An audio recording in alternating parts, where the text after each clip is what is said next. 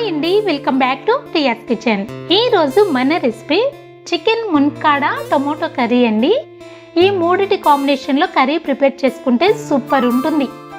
ఈ కర్రీ ఎలా ప్రిపేర్ చేసుకోవాలో చూసేద్దామా. 1/2 కిలో చికెన్ తీసుకోవాలండి. ఇలా లేతగున్న ఒక మునక్కాయ తీసుకోవాలి.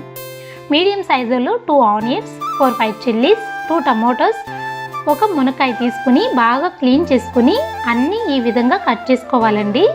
వీడియోలో చూపిస్తున్నట్టు అన్ని చక్కగా ఇలా కట్ చేసుకున్న తర్వాత ఇప్పుడు మనం కర్రీ ప్రిపేర్ చేసుకుందాం.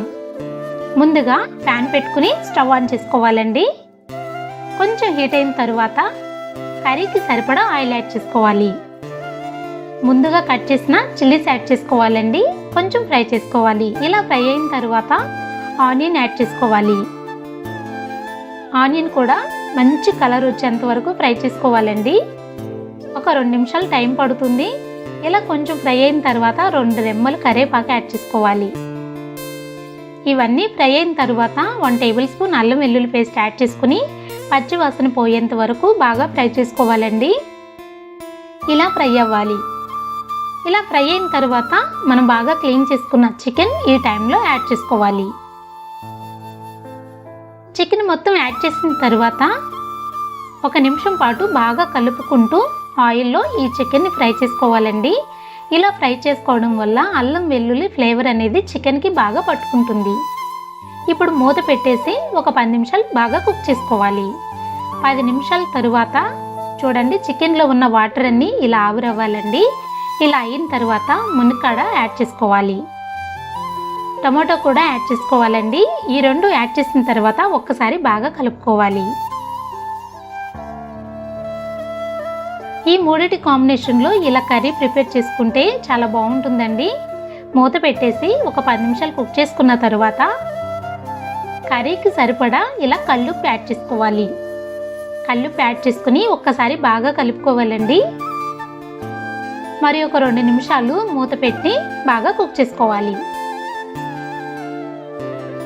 2 నిమిషాల తరువాత కర్రీకి సరిపడా కారం యాడ్ చేసుకోవాలి. ఈ కారంలోనే ధనియాల పౌడర్, జీలకర్ర పౌడర్ అనేవి ఉన్నాయండి. పసుపు కూడా కారంలోనే ఉంటుంది. ఇవన్నీ కలిపి ఈ కారాన్ని పట్టిస్తూ ఉంటాము. కారం యాడ్ చేసినాక 2 నిమిషాలు మూత పెట్టి ఇలా ఉడికించుకున్న తర్వాత ఇప్పుడు గ్రేవీకి సరిపడా వాటర్ యాడ్ చేసుకోవాలండి. నేనైతే ఇక్కడ 2 గ్లాసులు వాటర్ యాడ్ చేశాను. ఒకసారి బాగా కలుపుకొని ఫ్లేమ్ని మీడియంలో ఉంచి ఒక 10 నుంచి 15 నిమిషాల పాటు బాగా కుక్ చేసుకోవాలి. ఇలా కుక్ అయిన తర్వాత మనకి గ్రేవీ అనేది కొంచెం దగ్గరకు వస్తుంది. ఇలా కొంచెం చిక్కబడిన తర్వాత ఇప్పుడు గరం మసాలా యాడ్ చేసుకోవాలండి. 1 table spoon garam masala add చేసుకుని ఒక్కసారి బాగా కలుపుకోవాలి. ఒక 2 నిమిషాల తర్వాత సన్నగా కట్ చేసిన కొత్తిమీర యాడ్ చేసుకోవాలండి. ఇలా కొత్తిమీర కూడా యాడ్ చేసిన తర్వాత ఫ్లేమ్ని సిమ్లో ఉంచుకుని ఒక 2 నిమిషాలు కుక్ చేసుకోవాలి. ఇలా 2 నిమిషాలు సిమ్లో ఉంచి కుక్ చేసుకోవడం వల్ల ఆయిల్ అనేది కర్రీలో పైకి వచ్చి ఇలా సపరేట్ అవుతుందండి. చూడటానికి చాలా బాగుంటుంది. 2 నిమిషాల తర్వాత స్టవ్ ఆఫ్ చేసేసుకోండి. చూడండి, స్టవ్ ఆఫ్ చేసిన 2 నిమిషాలకి కర్రీ అనేది ఈ విధంగా ఉంటుంది. మునక్కాడ అనేది మనం తిన్నప్పుడు బాడీకి వేడి చేస్తుంది కాబట్టి ఎక్కువ స్పైసెస్ యాడ్ చేయకుండా ఇలా ప్రిపేర్ చేసుకుంటే కర్రీ చాలా కమ్మగా ఉంటుందండి. ఈ కర్రీని సర్వింగ్ బౌల్లోకి తీసేసుకుందాం. ఈ కర్రీ రోటీలోకి, చపాతీలోకి, రైస్లోకి, పొరోటాలోకి చాలా టేస్టీగా చాలా బాగుంటుంది. ఎప్పుడు స్పైసీగా కాకుండా ఇలా మునక్కాడ వేసి కనుక కర్రీ ప్రిపేర్ చేస్తే మునక్కాడ ఫ్లేవర్తో కర్రీ సూపర్ ఉంటుందండి. నేనైతే ఈ విధంగా ప్రిపేర్ చేస్తూ ఉంటాను. మీరు కూడా ఒక్కసారి ఇలా ట్రై చేయండి. మీరు చేసినప్పుడు మీకు ఎలా కుదిరిందో కామెంట్ సెక్షన్లో నాతో షేర్ చేసుకోండి.